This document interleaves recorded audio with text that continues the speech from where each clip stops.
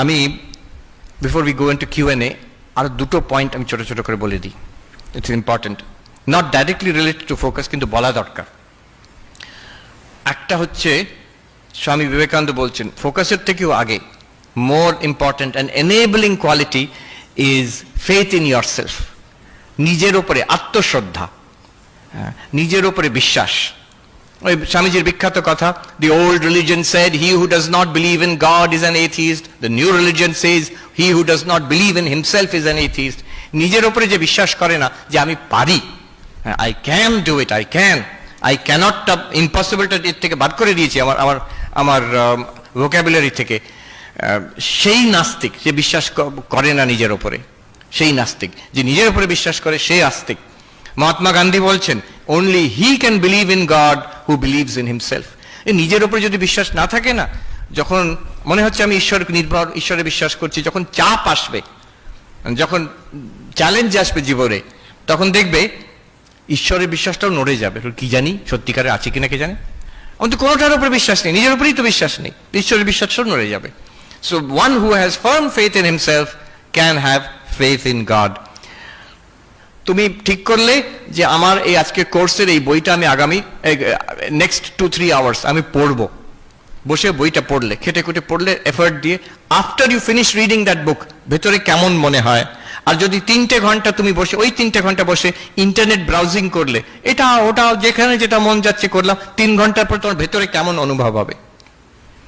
যদি একটা কাজ যেটা আমি করতে চাই সেটাকেই করলাম 3 ঘন্টা, after that you will feel more integrated.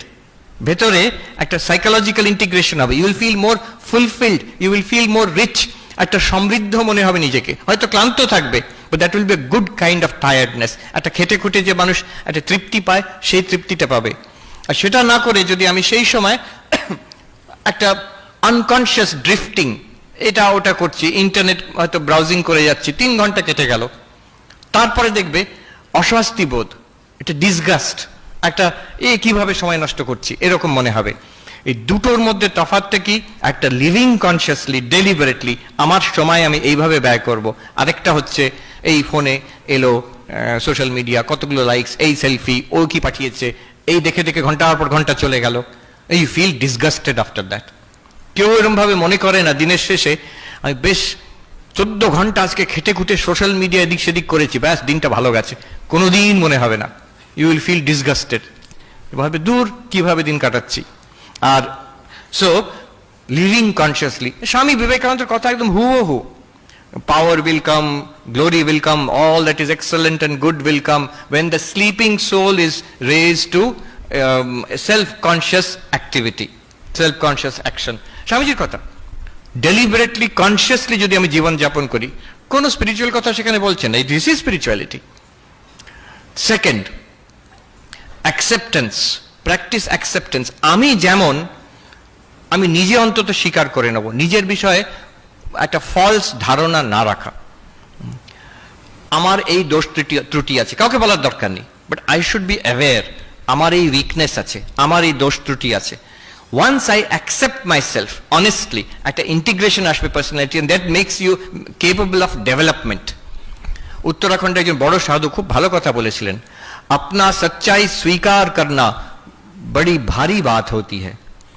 নিজের বিষয়ে যে ট্রুথ, বড় বড় কথা তো অনেক শুনলাম, আমার কিন্তু অবস্থা এই রকম, আমি অন্য কাউকে বলছি না, নিজের অবস্থা আমি নিজেকে বুঝলাম, then I can improve. This is a very important একটা স্টেপ। এইখানে ওই ব্র্যান্ডন সাহেব বলছেন প্র্যাকটিস সেলফ অ্যাকসেপ্টেন্স, যে আমি এইরকম, আচ্ছা এবার দেখবো তাকে I can make it better.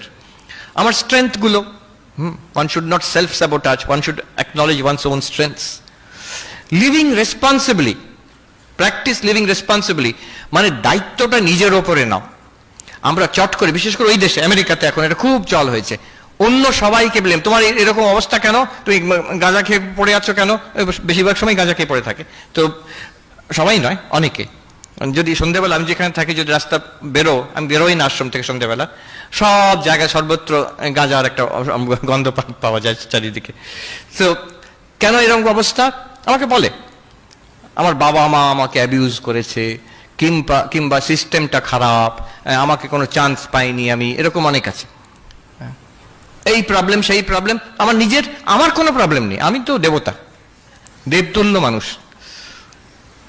ও কোনোদিন সেই লোকটা যার যাই হোক নিজের ওপরে confidence, self esteem, self confidence কোনোদিন আসবে না যতক্ষণ অন্যদের ওপর চাপিয়ে দিচ্ছি। হতে পারে সিস্টেম খারাপ হতে পারে, আমার অনেক রকম ডিসঅ্যাডভান্টেজ থাকতে পারে, নো ডাউট, কিন্তু আমার একটা বড় কম্পোনেন্ট আছে, এইগুলোকে নিয়ে আমি কি করলাম, সেই রোলটা যদি আমি ফুলফিল না করি তাহলে কোনোদিন সেলফ কনফিডেন্স আসবে না। বরং অনেক রকম ডিসঅ্যাডভান্টেজ আছে, কিন্তু তার সঙ্গে আমি লড়ে একটা লেভেলে উঠেছি, আমার প্রচন্ড সেলফ কনফিডেন্স আসবে তখন। So accept living responsibly. তারপরে উনি বলছেন যে অ্যাসার্টিভ, প্র্যাকটিস অ্যাসার্টিভনেস। এটা আমাদের ইন্ডিয়ান ছেলে মেয়েদের একটু দরকার। আমরা অনেকে ভালো ভালো ছাত্র আমি আমেরিকায় দেখেছি, ভালো ছাত্র, ভালো মানুষ, ছেলেমেয়েরা ভালো ডিগ্রি নিয়ে এসেছে, রিয়েলি কম্পিটেন্ট, কিন্তু নিজের বিষয়ে একটু লাজুক, ওখানে একটু পুশি হতে হয়, শুধু ওখানে নয় এখন এখানেও। So what you want to say, please say what you want to say. হ্যাঁ, কথা ঘুরিও না, তুমি যা চাইছো সেটা চাইতে পারো। Remember, always the other person has the right to reject what you are saying. Other person has the right to say no to what you are saying. That's there. Kintu be assertive. Don't be aggressive. Don't be manipulative.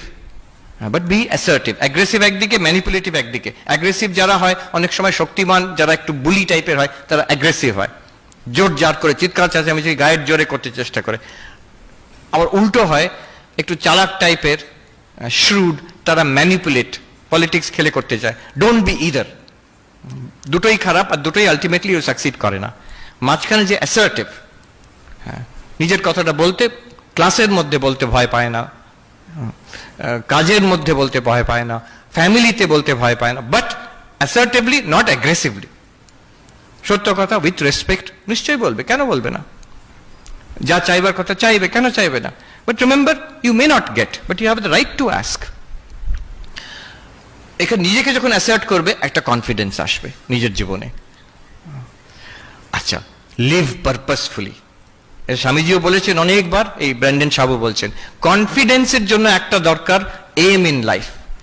আমি যদি সবাই যেটা করছে আমি ভেসে যাচ্ছি, তুমি এই যে করছো এটা তুমি কি চাও? আমি ওরকম ভাবিনি, বাবা মা ভর্তি করে দিয়েছে তাই জন্য আছি আমি।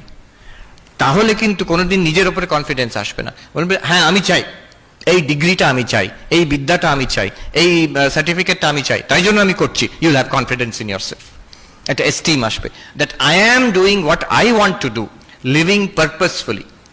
আমি একটা পারপাস নিয়ে বেঁচে আছি এখানে।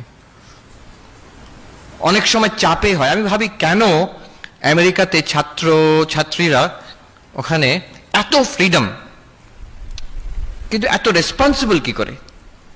আমি এখানে একদম সেই প্রেসিডেন্সির থেকে সাধারণ কলেজ অব্দি দেখেছি, সব জায়গায় দেওয়াল লেখন, হইচই কাণ্ড, এই আন্দোলন, সেই সারাক্ষণ হই হই চলছে একটা কাণ্ড, অনেক কিছু গোলমাল চলছে, পিকুলিয়ার।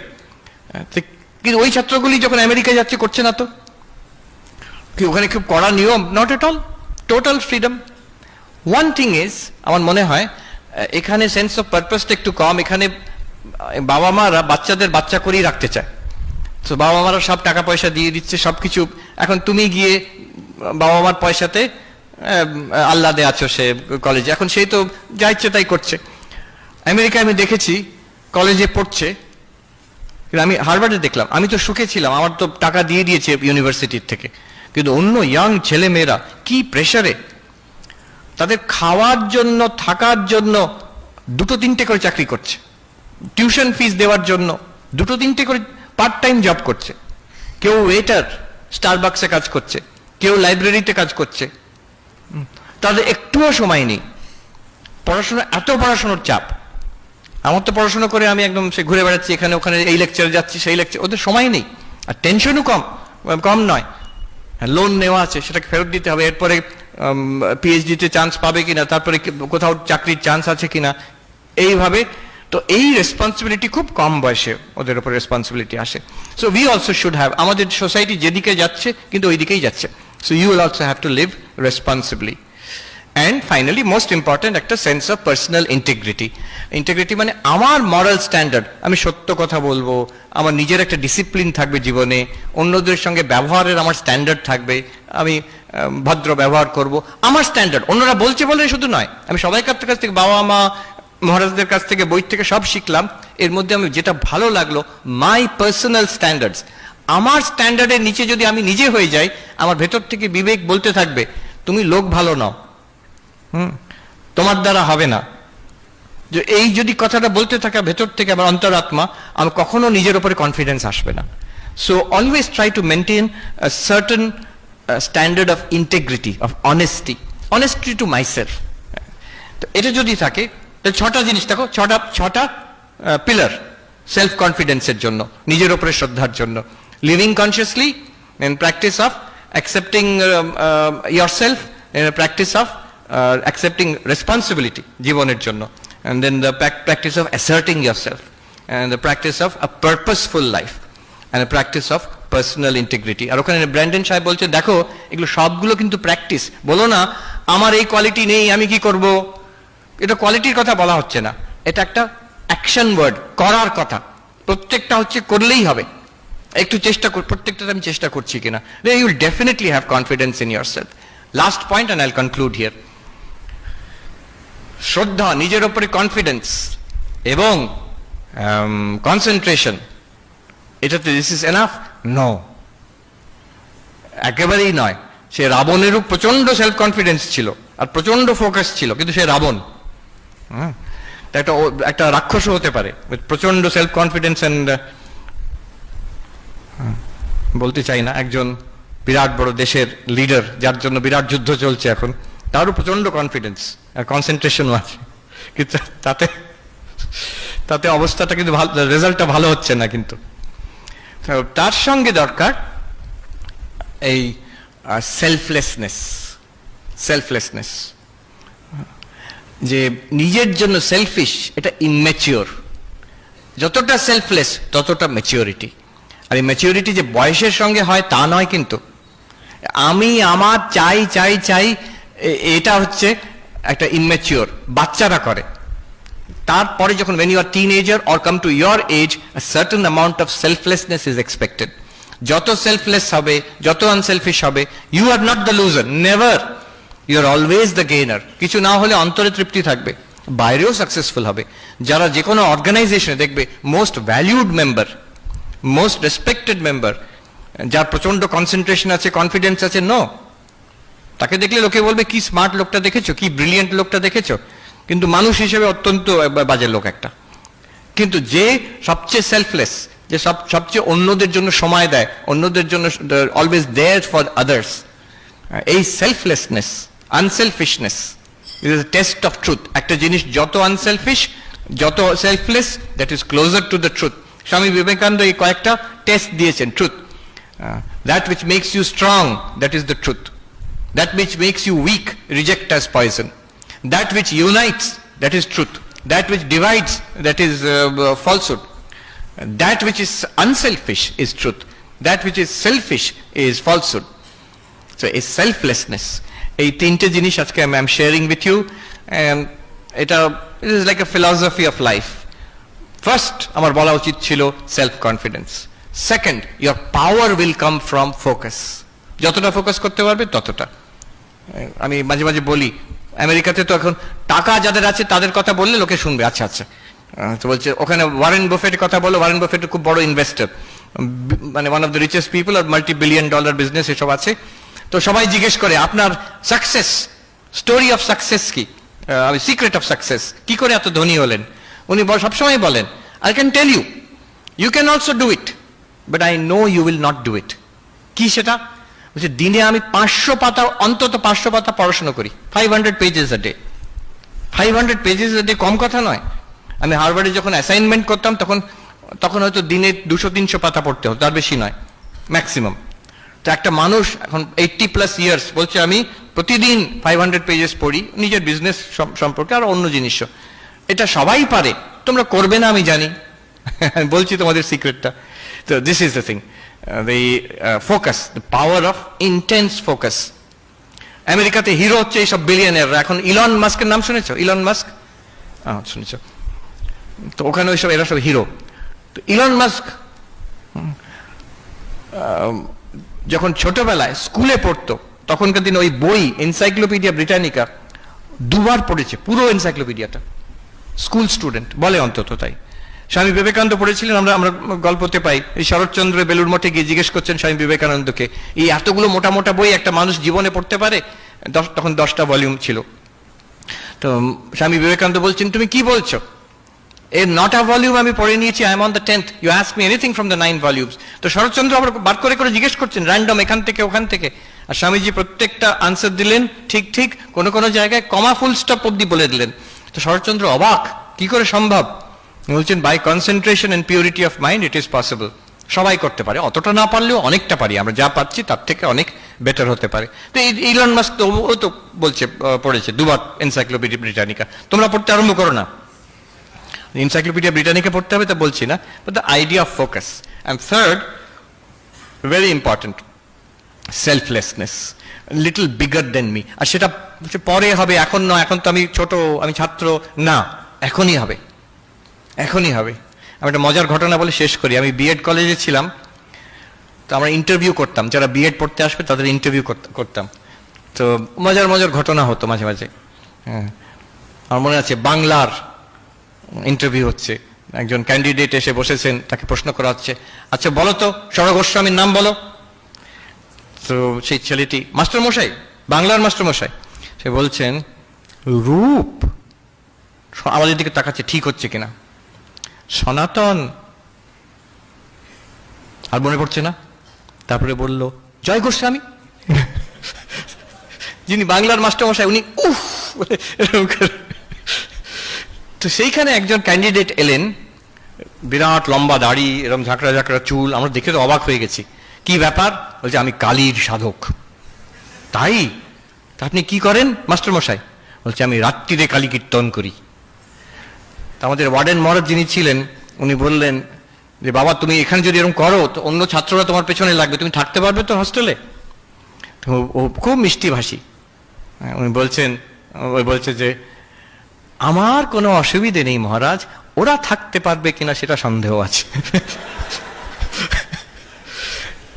এত কনফিডেন্স নিজের উপরে। কিন্তু পরবর্তীকালে দেখা গেল ওনার এত সুন্দর ব্যবহার, এমন লিডারশিপ, সব ওই ব্যাচের, এখনো অব্দি আমি মনে রেখেছি, হ্যাঁ, সব ছাত্ররা আজ অব্দি ভুলতে পারেনি তাকে।